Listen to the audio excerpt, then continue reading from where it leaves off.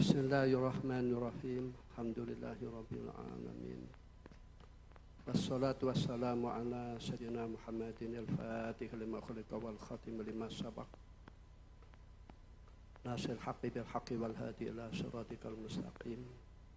Wa ala alihi wa sahbihi haqqa qadrihi wa miqdaril azim. Rabbi shrah li sadri wa yassir li amri wahlul 'uqdatam min lisani yafqahu qawli, amma ba'd.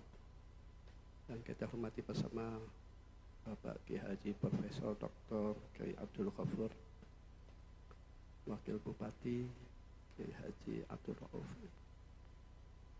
para kiai, para hadirin, mudah-mudahan dimuliakan oleh Allah di dunia wal akhirah. Akramakumullah, amin ya rabbal alamin. Pertama, kami mengucapkan terima kasih pada Profesor Dr. Kiai Haji Abdul Ghafur atas di FMPP ya, ditempatkan di Pondok Sunan Derajat ya. Mudah-mudahan pondok tersebut, pondok ini manfaat dan barokah. Mudah-mudahan santrinya minas sholihin wal sholihat minal ulama amilin, amin ya rabbal alamin. Kami ucapkan jazakumullah khairan. Ya hudur rahimakumullah. Basu masail ini sudah berjalan ya, semenjak sekitar 95 tahun 95 ya. Jadi, sudah berapa tahun tadi? 20 tahun lebih ya. Ini supaya pengurus yang sekarang ini menjaganya untuk kelangsungannya, yang mana dengan adanya basu masail maka Nahdlatul Ulama tidak dikhawatirkan akan krisis kiai atau ulama. Dengan adanya basu masail maka pondok-pondok pesantren akan sanggup mengisi di Nahdlatul Ulama, khususnya di Suriah. Di harapan Nahdlatul Ulama ini sangat besar terhadap pondok pesantren untuk mengisi di jajaran Suriah. Kita tahu pondok pesantren Derajat luar biasa. Saya yakin ya, Romo Kiai Haji Abdul Ghafur belum masakot ya enggak. Awalnya masakot tirakat ya. Jadi orang-orang sukses itu awalnya masakot, awalnya mau tirakat ya.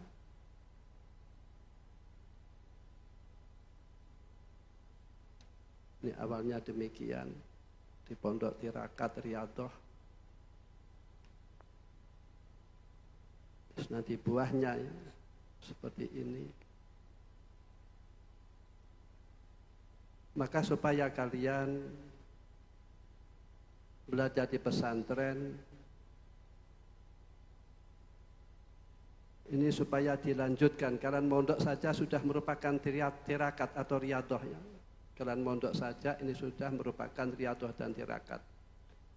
Dan ngaji, kalian jamaah dan lain-lain. Jadi artinya orang sukses itu mayoritas alumni pondok-pondok salaf ya. Kiai Haji Abdul Ghafur alumni Sarang, juga alumni Pondok Lirboyo, Batoan, Pare di Kiai dan lain-lain. Ini mayoritas orang-orang sukses ini alumni pondok salaf. Yang demikian sebab kiai-kiai ini tidak lepas mendoakan santrinya. Malam tidak lepas mendoakan santrinya, maka tidak aneh bila mana alumni pondok salaf ini ilmunya manfaat dan barokah, rizkinya barokah, kehidupannya barokah. Dan kalian basu masal ini merupakan melaksanakan perintah Allah qala ta'ala wasawirhum fil amr. Berarti musyawarah ini merupakan al-ma'mur bih. Ini merupakan ibadah. Maka ibadah itu diterima oleh Allah tahtaju ilal adab. Maka ketika kalian basuh masail, kalian ini ibadah. Bahkan membahas ilmu lebih utama daripada 100 rakaat sholat sunnah. Ada yang mengatakan lebih utama daripada 1000 sholat rakaat, 1000 rakaat sunnah. Kalian basuh masail ini merupakan ibadah, maka supaya adab kalian dijaga. Supaya kalian membahas ini ada nilai ibadah yang diterima oleh Allah Subhanahu wa taala. Berarti harus menjaga hawa nafsu, menjaga emosi, menjaga ujub, menjaga takabur, menjaga hikdu dan lain-lain. Kebaikan-kebaikan itu ada kalanya zahirah ya.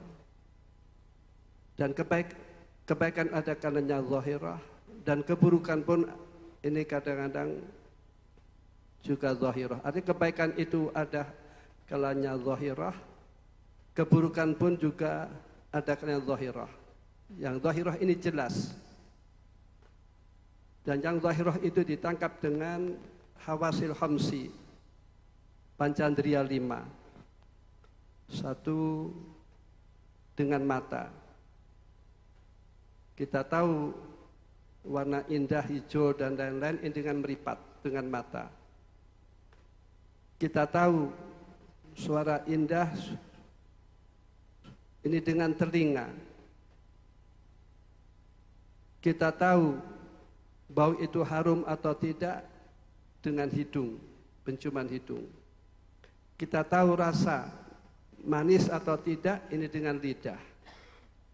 Kita tahu barang itu halus apa tidak ini dengan menyentuh dengan lamsu. Namun ada kebaikan-kebaikan yang batinah ini yang harus ditangkap dengan nurul basirah. Harus ditangkap dengan nurul basirah. Misalkan kita mencintai Allah, ini tidak mungkin kita tangkap dengan hawasil khamsi, namun dengan nurul basirah. Kita mencintai Rasulullah ini dengan nurul basirah. Kita mencintai ulama ini dengan nurul basirah. Kita mencintai orang-orang solehin ini dengan nurul basirah. Dan sehingga kita melihat kepada orang soleh. Ini kalau orang mempunyai nurul basirah, ini akan memunculkan ingat akhirat ya. Kadang ada yang memunculkan, menyebabkan orang dapat hidayah. Ada sebuah cerita.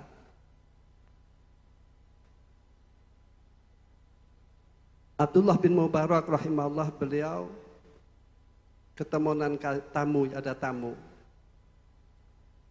Dan tamu tersebut ini kehabisan bekal. Lantas menghadap kepada Imam Abdullah bin Mubarak rahimahullah. Lantas Imam Abdullah bin Mubarak menulis surat. Nanti supaya surat tersebut disampaikan kepada orang yang awal kamu ketemu. Lantas dikasih surat ketika dia keluar dari rumahnya, dari rumah Imam Abdullah bin Mubarak, terus ketemu dengan orang yang naik kuda.